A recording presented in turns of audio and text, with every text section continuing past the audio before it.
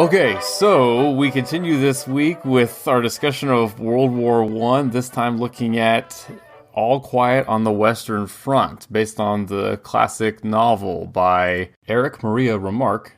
So, we've already talked a little bit. We've been in World War I for a while here, and we've talked a little bit about the causes, but I wanted to just kind of read through a kind of a timeline here. I'm just going to give you kind of an abridged version of a timeline I found online, just because unlike a lot of other conflicts, World War I is just kind of more vague. For as big as a war as it was, it's still even kind of debated. I mean, the opening of the Wikipedia entry says the causes of World War I remain controversial, to this day. On the Wikipedia article for the causes of World War I, because there is a whole one just for the causes. Correct. And they have that little graphic that shows the Venn diagrams of who is aligned with who. Oh, right. I mean, it just even simplified in diagram form, which is actually pretty helpful. It's still super complicated. Yes, and I also watched a couple YouTube videos today just to try to get the simple version of World War I. Even the simple version was like tearing through it in 12 or 13 minutes. And did you watch the crash course? No, I probably have before, but I watched. I forget what the channel I saw today, but it was enlightening, but also a lot of stuff I was kind of already familiar with. So again, just kind of running through quickly the timelines. Everybody kind of knows the initial, match was lit with the assassination of the Austrian Archduke Franz Ferdinand by Serbians, and of course it is kind of complicated to what extent those Serbian people may or may not have been connected to their government. But anyway, so basically after this, Austria's mad at Serbia and basically says they're not going to put up with any of their shenanigans going forward, and is going to have a lot of demands for Serbia here. Germany lets it be known that they are unconditionally supporting Austria, and it's kind of Austria-Hungary combined as kind of one entity at this point.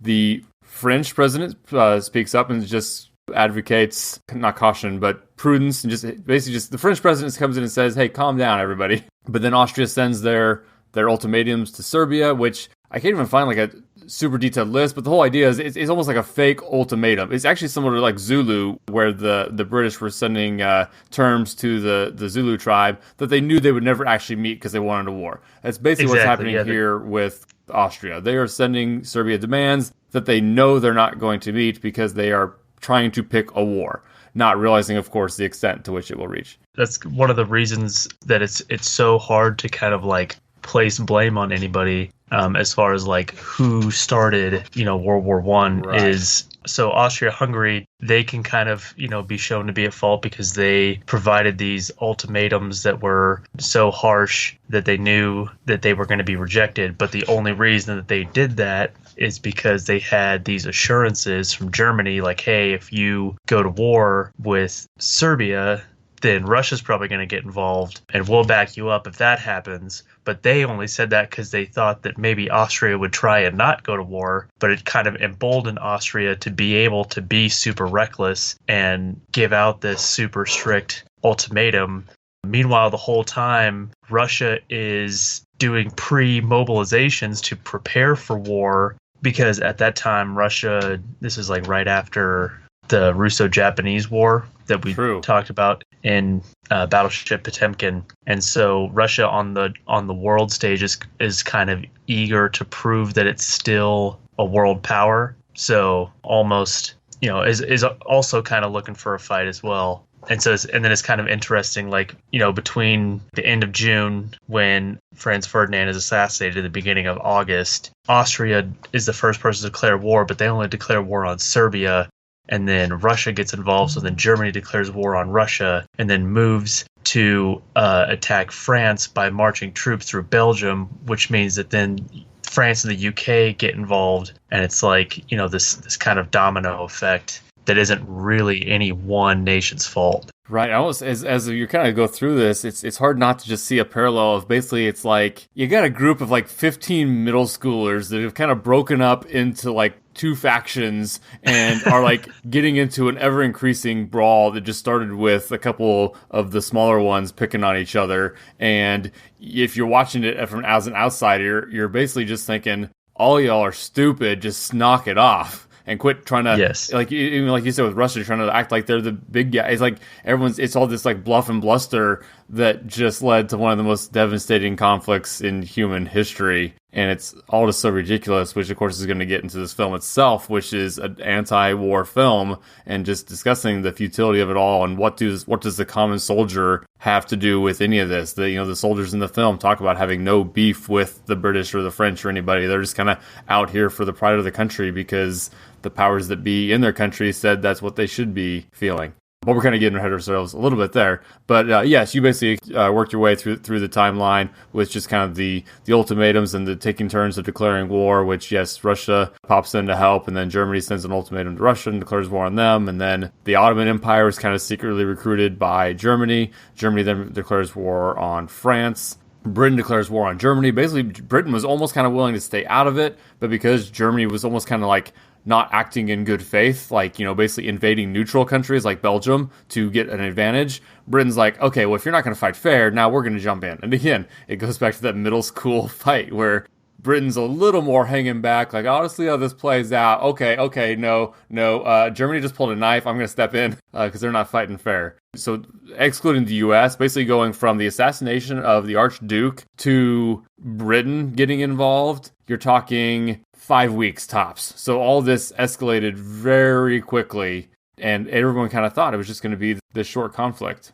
So, getting into the movie itself. So, this was the Best Picture winner of 1930, again, based on the book. And it was also kind of cool, a lot of these, movies, old movies that are based on these classic books, well, a lot of them, it's just kind of like today, where it was the hot new book at the time. Like, this book came out, actually, what was the exact year? Yeah, this book came out in late 1928. And then, so basically within 18 months, you have the movie out, just like you would see today. So, I'll go ahead and mention the author here real quick first. So I mentioned Remarque. Basically, it's not exactly autobiographical, but it is definitely directly based on his experience as a young German soldier in the trenches of World War I, and just by kind of being disillusioned with the whole thing, which is basically actually kind of like the main word that this movie brought to mind for me. This whole movie is about disillusionment and kind of the loss of innocence as you go from a proud young patriot willing to go fight and die maybe for your country to just realizing the futility of all of it and having your whole world shattered.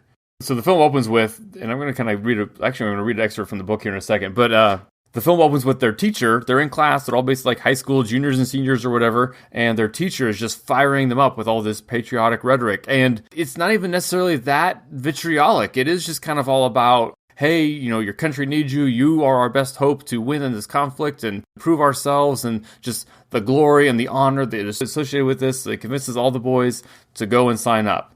And of course, it's not long before they're in the trenches and they're seeing their classmates dead. And it's just like, holy cow, we were just kind of like basically having a pep rally at school, and now a few months later, so-and-so is literally dead. Like, that's his dead body now. Wait, what's going on? Who are we even fighting? Right, like as soon as they step off the train, basically. Right. And yeah, there's the artillery fire, and they lose that guy like right off the bat, and that's kind of like the beginning of, oh man, this is real. And because it doesn't really discuss a specific historical event, it's just kind of broadly discussing the horrors of war, and almost even intentionally so. Like, I think they even go to almost, I guess not go out of their way, but they basically make a point to not mention any specific battles or any specific generals. It's all just chaos. It's intentionally chaotic and discombobulated and just kind of, yeah, it's just horrible, and it's just horrible over and over again.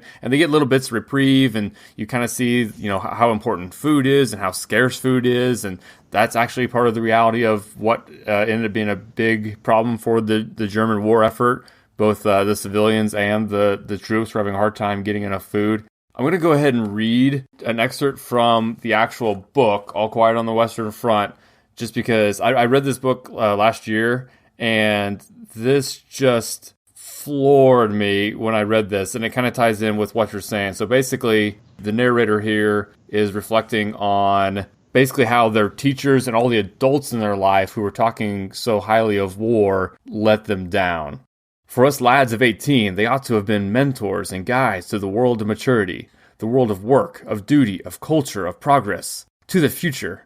We often made fun of them and played jokes on them, but in our hearts we trusted them. The idea of authority which they represented was associated in our minds with a greater insight and a more humane wisdom.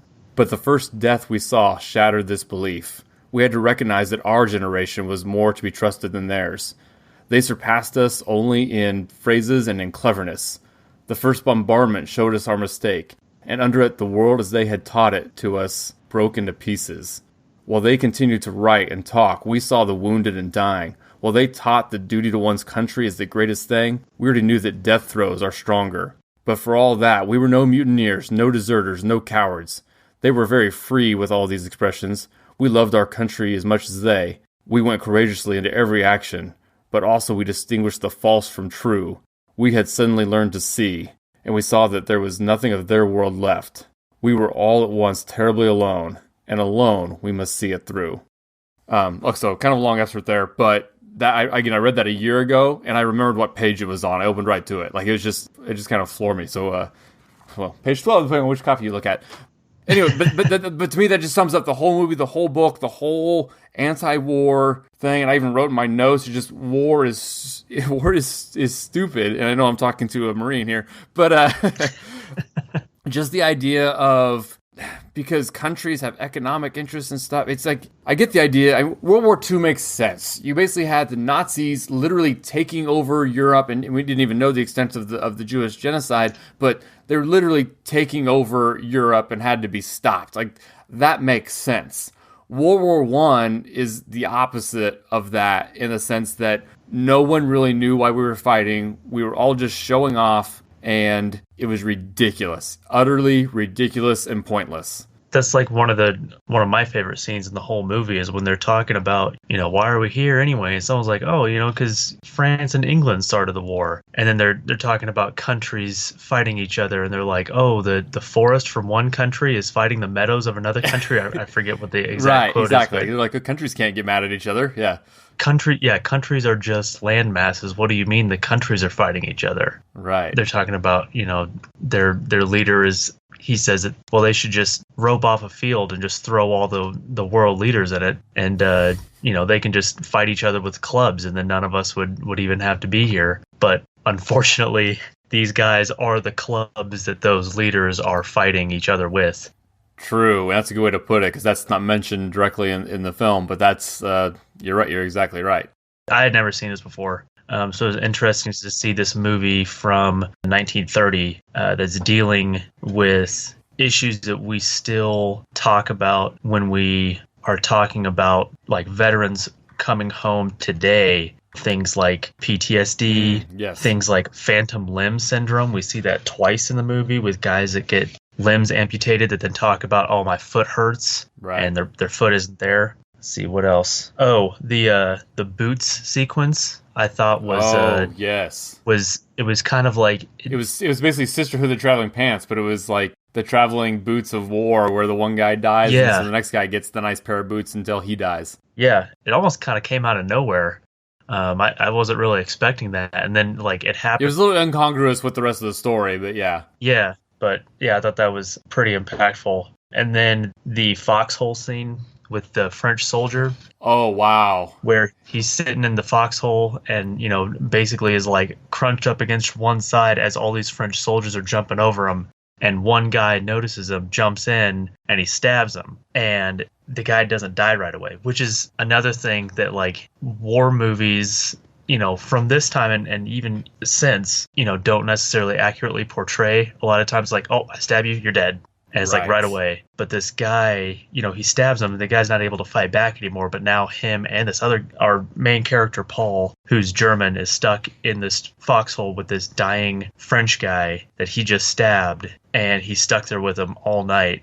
And is basically, he tries to, like, nurse him back to health, kind of. He's, like, giving him, like, a drink and stuff. And, right. And then after the guy dies, Paul is, like, yelling at this guy's dead body to, like, forgive him for killing him. He says, I'll track down your wife, I'll track down your parents, I'll let them know that, I don't know, just what happened to you, I guess. And he's like, yeah, I'll find your family, I'll make sure they're taken care of. just forgive me. Right.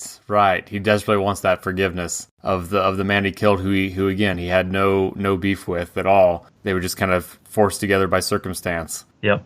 So, so a couple of other plot points in the movie. That's a good one. There is a scene where they go and have the little dalliance with the French girls, which is interesting too. That basically the girls are kind of want to have nothing to do with them until they have food, which again kind of shows just the resource problem that there was at the time. Yeah. And side little note, this is a pre-production code movie, so the implication that they slept with the girls is, I think, just a little higher than it would have been had this movie been made 10 years later, but that's just kind of a little Hollywood note. Yes. So then kind of near the end, so Paul just gets to go back on leave and kind of revisit everything. And this is kind of what helps bookend the whole story, because he goes back to that classroom with the same teacher who was kind of the rabble-rouser. And I think the implication is that a few years have actually passed, which I didn't really catch that until he kind of went back and they kind of said that basically he went and enlisted right at the start of the war, and now we're kind of getting to the point of the war where it's not going so great, but, you know, maybe the German public hasn't yet come to grips with that reality. So he kind of even basically doesn't want to talk,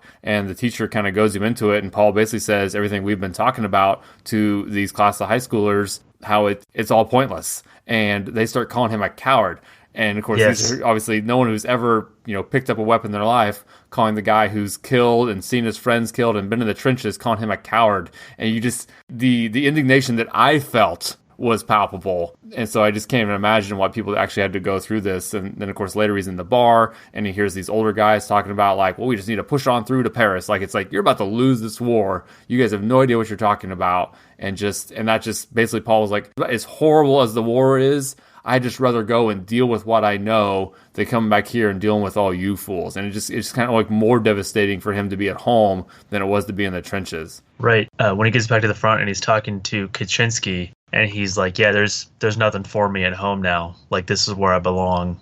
You know, right. This is the only thing that's left for me is war, is the front, the trenches. Little echoes of Hurt Locker there, if you think about it then, huh? Kind of, yeah. With him just kind of not knowing what else to do.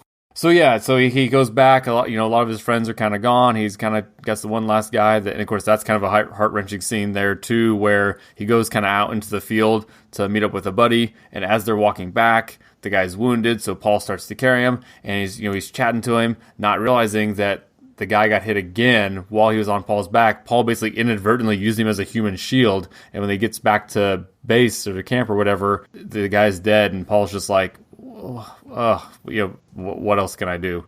A little thing, and I think the book, if I remember right, I feel like the book built this up a little bit. So when he's back home, he does have a good moment with his sister where they just kind of talk about their childhood and collecting butterflies, and it kind of is brought up a little bit too much at the end, whereas I think in the book they actually bring it up earlier, which makes it more impactful. So basically then he's in the trenches and he sees a butterfly just outside the trench, and then we see a French sniper kind of keeping an eye on his point in the trench, and then the famous last shot of the movie is Paul's hand reaching for a butterfly, and then you hear the sniper rifle, and then his hand just goes still.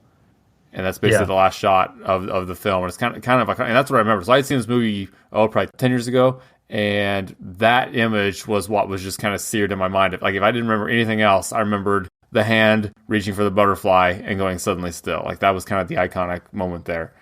So the Oscars were kind of different back in the day here. So movies didn't necessarily get as many nominations. There probably just wasn't as many categories, I guess, as part of it. So All Caught on the Western Front was just nominated for 4 Oscars. But again, it was just kind of a little different back then. So 1 for Best Picture, 1 for Best Director, and then was also nominated for Writing and Cinematography.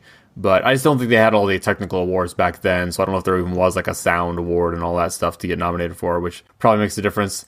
The director isn't one I'm super familiar with. Louis Milestone, who did also do the Mutiny on the Bounty from the 1960s with Marlon Brando, and did also win a Best Director award a few years before this movie for some comedy I had never heard of, and even looked like there was 2 directing categories because he got it specifically for comedy directing or comedy film. Going back to the Oscars real fast, there were apparently only 8 categories back then, so it got nominated for half the categories. Oh, okay. Well, there you go. That's amazing.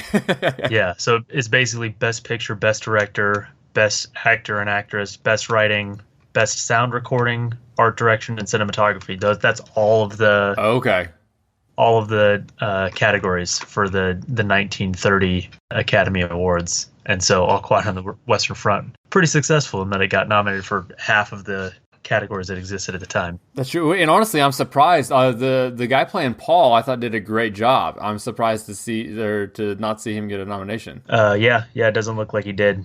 So the aftermath of the war in general. So it was devastating to Germany, and of course specifically, and again, as we're kind of familiar with, because it will lead us into World War II, although we're still a ways away on our timeline from that. Ultimately, Germany was scapegoated, again, kind of like you talked about, partly rightfully so, partly probably exaggeratedly so, because obviously if you are the victor, you get to basically pin the blame, and they kind of saw Germany as being more powerful. And so I think just being as the strongest guy on the losing side, you got the blame, because basically if you hadn't backed Austria, we wouldn't have been in this mess in the first place. So lots of sanctions and rules were put on Germany, and they were already kind of devastated. The one thing I thought was interesting to note was how the British and whoever else had basically set up a blockade to prevent a lot of imports from coming into Germany. So basically Germany, who relied very, very heavily on imports, was just kind of cut off from the world to the point that tons and tons of people were dying of starvation and other things. Like I have a note here, like basically like 500,000 civilians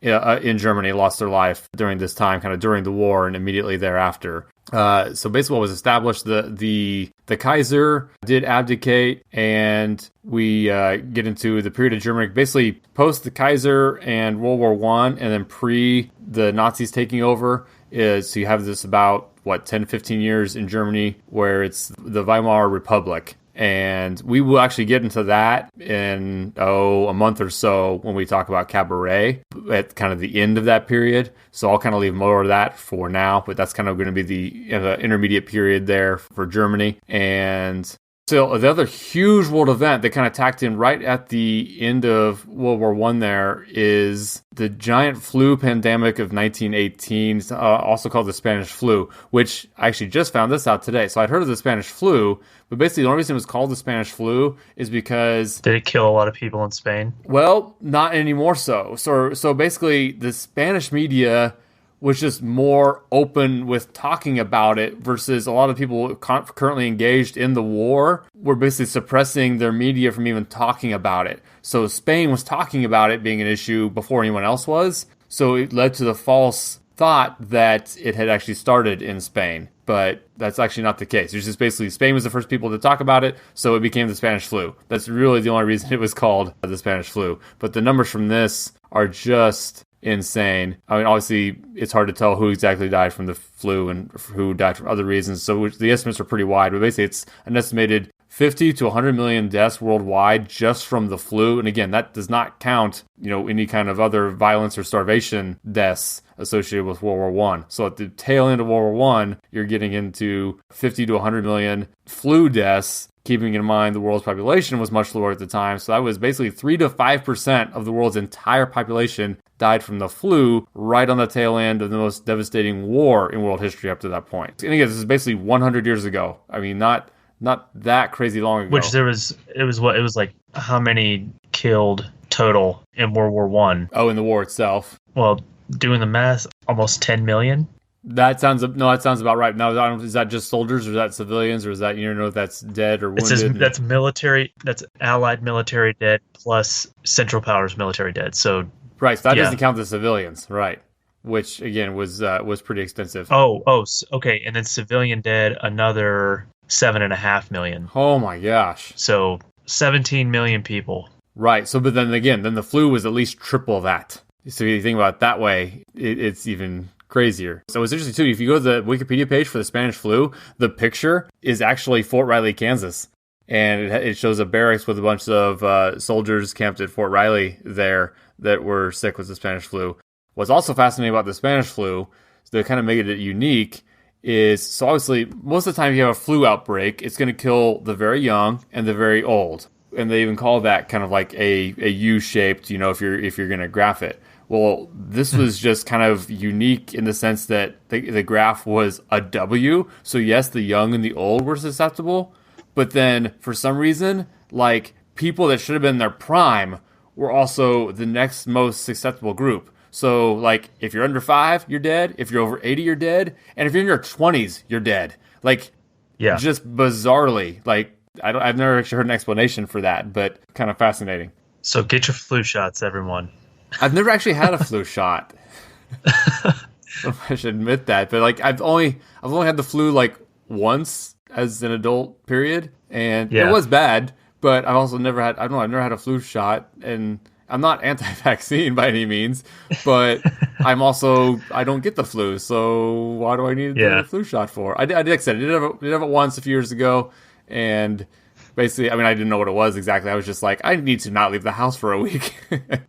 I just felt like death. But other than that, I've never had anything remotely close to the flu since like 5th grade or something. But yeah, vaccinations are good. Yeah, I don't think I've had a flu shot since I got out of the Marine Corps, but I got one every year. Actually, a couple times I got it twice a year because, there'd be like you would get it and then different strains. It wouldn't get documented correctly. And so you would show up on a list of like, hey, these are the people that still need to get flu shots. It's like, no, man, I already got my flu shot. And they're like, oh, well, does it say so on the paper? Well, no. Well, then looks like you're going to go get another flu shot. Okay, so yeah, that's basically what I wanted to cover with World War One. We will get in next week to the Russian perspective and a little bit how World War One happened from their end, but more specifically how it transitions into the Bolshevik Revolution, the ousting of the emperor and the imperial family there, and the beginning of the Soviet Union with Vladimir Lenin and all that. So next week, tune in as we watch Dr. Zhivago.